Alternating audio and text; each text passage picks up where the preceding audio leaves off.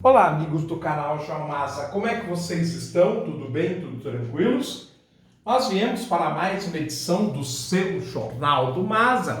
Para tanto, nós vamos utilizar a revista super interessante que está nas bancas, edição de outubro de 2021, número 432, capa Crise Energética, que nós não faremos desta feita, porque estamos analisando essa situação em várias outras fontes. Vamos falar então de história. A terceira bomba, sobre a narrativa de uma terceira bomba atômica que pretensamente os Estados Unidos lançaria sobre o Japão. A reportagem é do Bruno Garatoni, o título é mesmo A Terceira Bomba. No setor História, o subtítulo As bombas atômicas que arrasaram Hiroshima e Nagasaki fizeram o Japão se render. O Japão se rendeu oficialmente no dia 2 de setembro de 1945, enquanto as bombas em Hiroshima e Nagasaki foram jogadas sobre seus alvos, respectivamente, nos dias 6 de agosto e 9 de agosto de 1945. Mas os Estados Unidos já tinham pronta mais uma para jogar em Tóquio. Ela não chegou a ser usada e foi mandada de volta para testes em laboratório, onde causaria 2 acidentes fatais. Então vamos ver que seria esta tal bomba atômica sobre Tóquio. Sabe-se que houve muita interferência para que o presidente Harry Truman não bombardeasse as principais cidades japonesas, para que eventualmente o Japão, em se recuperando, não bandeasse para o lado da União Soviética. Isso fazia parte da busca de aliados logo após a Segunda Guerra Mundial, mesmo eles sendo outrora inimigos, para isolar a potência socialista naquilo que ficou chamado de a política do cordão sanitário. Algumas pessoas riram, algumas pessoas choraram, a maioria ficou em silêncio. Eu me lembrei de uma passagem das escrituras hindus, o Bhagavad Gita. Vishnu está tentando convencer o príncipe de que ele deveria assumir suas funções. Para impressioná-lo, assume sua forma com vários braços e diz: agora eu me tornei a morte, a destruidora de mundos. Acho que todos nós pensamos isso de uma forma ou de outra. Foi com essas palavras e semblante pesado e melancólico que o físico Julius Robert Oppenheimer descreveu, 20 anos depois, o momento da explosão da primeira bomba atômica, o teste Trinity, que aconteceu às 5 horas e 29 minutos da manhã do dia 16 de julho de 1945. Nele, a equipe liderada por Oppenheimer acionou uma bomba contendo 6,2 quilos de plutônio, material que eles haviam aprendido a produzir irradiando urânio num acelerador de partículas. Dentro da bomba havia uma série de explosivos convencionais cuja detonação comprimiu a esfera de plutônio. Com isso, ele entrou em estado supercrítico, iniciando uma reação em cadeia que liberou energia equivalente a 22 quilotons, 22 mil toneladas de dinamite no deserto do Novo México. Tudo ocorreu como previsto, e menos de um mês depois, no dia 6 de agosto, os americanos jogaram a primeira bomba atômica sobre o Japão em Hiroshima.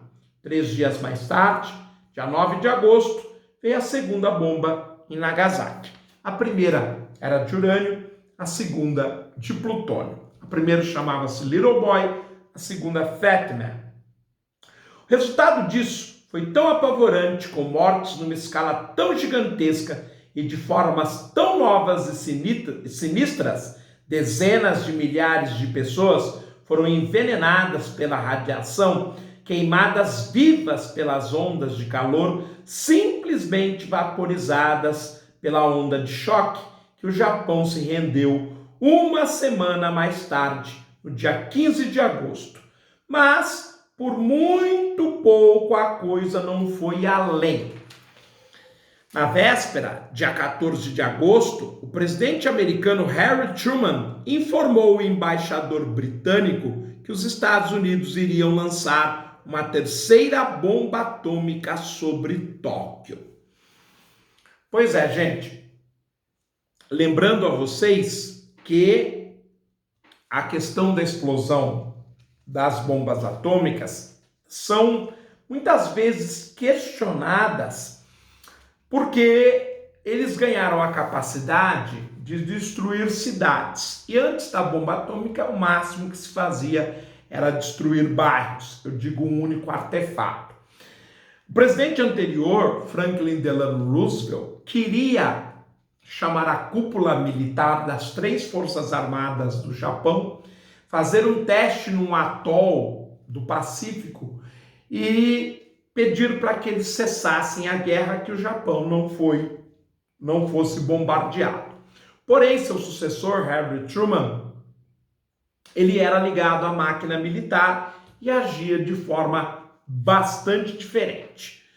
Os militares se referiam a ela como Rufus, era só um apelido, como o Little Boy da bomba de Hiroshima e o Fat Man do artefato lançado em Nagasaki. A bomba Rufus era essencialmente idêntica à Trinity, e a Fat Man com um núcleo de plutônio de 6 kg. A Little Boy era diferente, pois usava urânio, e por isso era um pouco menos potente, com apenas 15 quilotons. Com a rendição incondicional do Japão, a Rufus foi desmontada, seu núcleo de plutônio foi mandado de volta para o Los Alamos National Laboratory, um enorme complexo de pesquisas em Washington, Distrito de Colômbia, que havia desenvolvido a bomba atômica. Ela estava voltando para casa e assim que chegou, cientistas nucleares começaram a usá-la em testes. Eles queriam entender melhor como o plutônio se torna crítico ou supercrítico. Os materiais radioativos, como urânio e plutônio, emitem radiação eletromagnética formada por ondas de energia pura, como os raios gama, e também partículas altamente energizadas, alfa, beta e nêutrons. Para iniciar uma reação nuclear, você precisa de 2 coisas: uma determinada quantidade de combustível nuclear, a chamada massa crítica, e alguma maneira de confinar os nêutrons. Se você fizer isso impedindo que essas partículas se dispersem, acontece uma coisa interessante. Os nêutrons quebram os átomos de plutônio ou de urânio e isso libera mais nêutrons, que por sua vez quebram mais átomos e por aí vai. É a chamada reação em cadeia. É uma reação em cadeia, autossustentável, na qual o combustível nuclear alcança o estado crítico, em que ele vai quebrando os próprios átomos sozinho, sem precisar de ajuda externa. Além de nêutrons, a reação também libera muito calor. É assim que os reatores nucleares funcionam. Eles usam esse calor para ferver a água e movimentar uma turbina, gerando eletricidade, quando o reator alcança o estado autossustentável pela primeira vez. Disse que ele alcançou a criticalidade. Nas bombas atômicas, o princípio é o mesmo, mas o objetivo é diferente. Nelas você quer provocar o estado supercrítico, em que a reação nuclear não apenas se mantém, ela vai aumentando de intensidade. A ideia é fazer isso de forma violenta, para causar uma liberação súbita de energia, a explosão ou supercriticalidade imediata. Na Little Boy, 2 pedaços de urânio eram arremessados um contra o outro, dentro da bomba. Quando se chocavam, eles alcançavam a massa crítica e a reação começava. Já a Trinity, a Fat Man e a Rufus usavam o princípio da implosão, em que a esfera de plutônio é comprimida por uma onda de choque. Isso aumenta a densidade dele, que entra em estado supercrítico.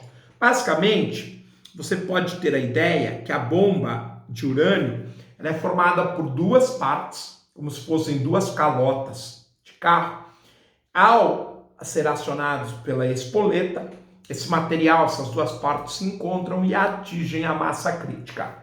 Já no caso da de plutônio, é como se fossem os pedaços da pizza. A pizza é cortada tradicionalmente em 8, a implosão encosta esses 8 pedaços, a borda do plutônio reage, age e explode. Bem, é isso. Nós então, claro que se trata de uma reportagem da Super Interessante, nós vamos necessitar de mais de um programa, mas a gente já percebeu que é bastante interessante, história da ciência, parece ser uma novidade, a bomba Rufus, então isso é bastante saboroso de ser contado.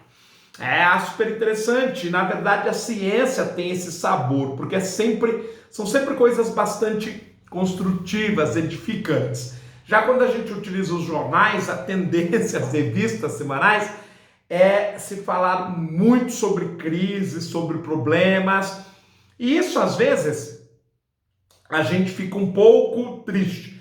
Tanto é que a capa, crise energética, eu falei, não vou fazer essa reportagem, justamente porque a gente tem falado muito de crises em todos os lugares do mundo. Um grande abraço, fiquem bem, eu espero vê-los oportunamente em uma nova edição do seu Jornal do Masa. Tchau, pessoal!